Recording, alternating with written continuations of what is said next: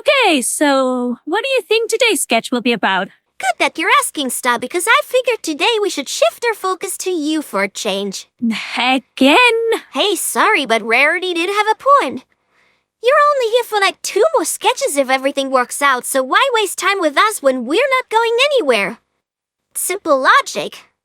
Now, I thought we could make a change from the usual and rip into your series finale for a bit. You do realize that my series didn't just get ruined from one day to another only by the finale, do you? The whole of season 4 and even 3 were already starting to lose their touch. Could we maybe talk about something else, please? How about that parallel world full of humans you were talking about? That would be interesting. For you maybe, but not for the viewers.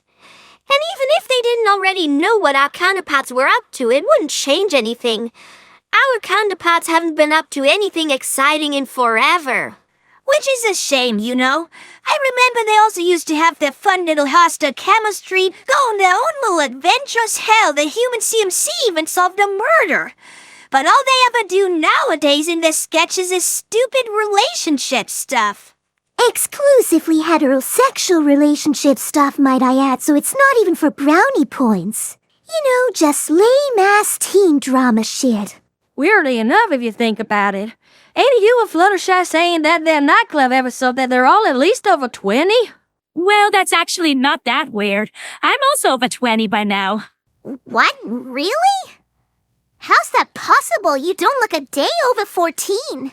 Yeah, that's gotta do with our human physiology and stuff. We don't actually age per se. It's kinda like with anime characters. Come again? Well, we age in time skips.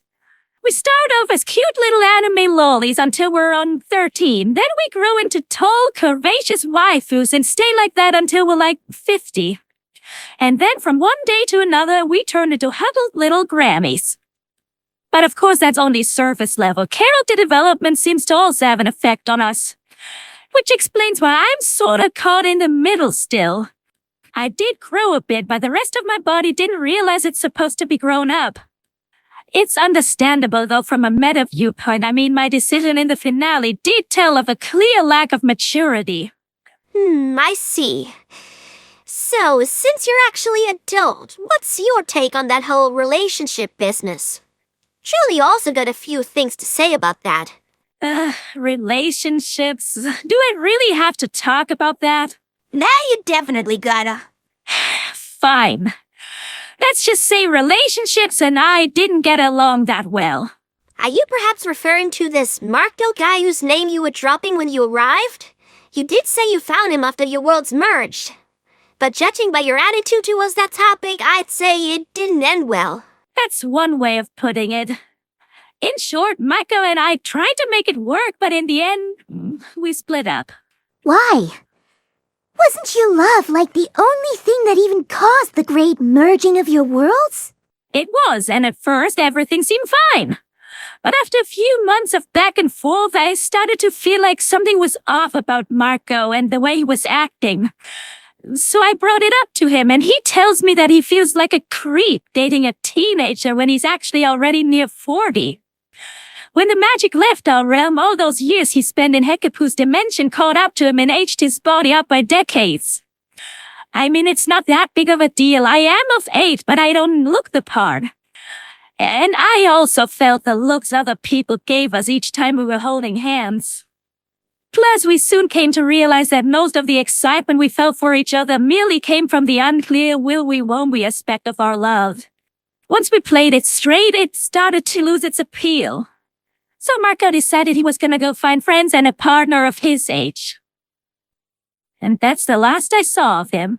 Darn, that sounds fucking heartachy. But you still had some other friends, ain't you? Other friends? Not really. Jackie is still in France and pursuing that totally always intended and not at all shoehorned in lesbian relationship with her girlfriend. Ferguson and Alonso just dematerialized when I destroyed the magic. No idea what the correlation between that is, but I guess it's just because Darren Nefsey always hated those guys and wanted to get rid of them as early as season 2. Shame, I always thought Ferguson added some great humor to our show. And Jenna, well, she finally faced justice for all her crimes against humanity and was sentenced to life in prison. Crimes against humanity? Don't ask.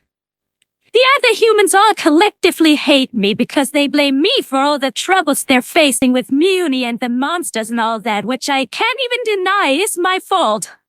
And lastly, my magical friends don't look so good either. I did manage to summon Tom one time by performing a demonic ritual, but it was only that one time. I can't bring myself to stomp another kitten to death. Anyway, at least he was able to tell me what became of all my other friends. Kelly's still alive, but in deep depression because when she lost contact to us, the only person she could go back to was Ted. But even he was not an option anymore because for some reason he counted as a mostly magical creature and vanished with the purge. So Kelly was left all alone. The Ponyheads managed to survive the purge because they had prepared a secret magic reserve, which literally kept them afloat for a while, but eventually it ran out and they lost the ability to fly, leaving them just normal severed horse heads. They didn't have to suffer this fate for long, however, because their world promptly also fell from the sky. Wait, so their world was just a huge flying island in the middle of the clouds? Apparently. It didn't really get across in the show. Guys, are we really gonna ignore that there was a whole world inhabited by severed pony heads? How are you not freaking out about this? That's the grossest, most horrific thing I ever heard. Hey, watch your tone. This is my longest and most abusive friend you're talking about. Alright, to cut it short, given the fates Glossaric and Hiccup who suffered, most magical beings were just wiped from existence, which in comparison is actually a pretty merciful death. The only one of my acquaintances who really came out on top of all this is Ludo. Since he's also a monster, Eclipsa made him Prime Minister of Mua for all monster business. Following that, his family accepted him as one of her own, and his father, for the first time in his life, told him that he loved him. Well, at least one good thing that came of this. Anyway, it's better than the non-ending his arc got in the show. Oh, and I also heard something about Mina Loveberry. You know, she was that racist warrior girl I was referring to. To evade her punishment, she apparently managed to steal some magic from the Ponyhead Reserve and used a dimensional scissor to escape. Whatever became of her, I can say. We haven't heard anything from her since. Well, if that happened before the start of this year, chances are the Menzia caught her right as she ran through and promptly threw in dimensional prison. Here's hoping. Anyway, that's about all. Cool. So, do you guys actually ever do anything? Or do you spend most of your sketches just standing around? Most times we just stand around. Uh-huh.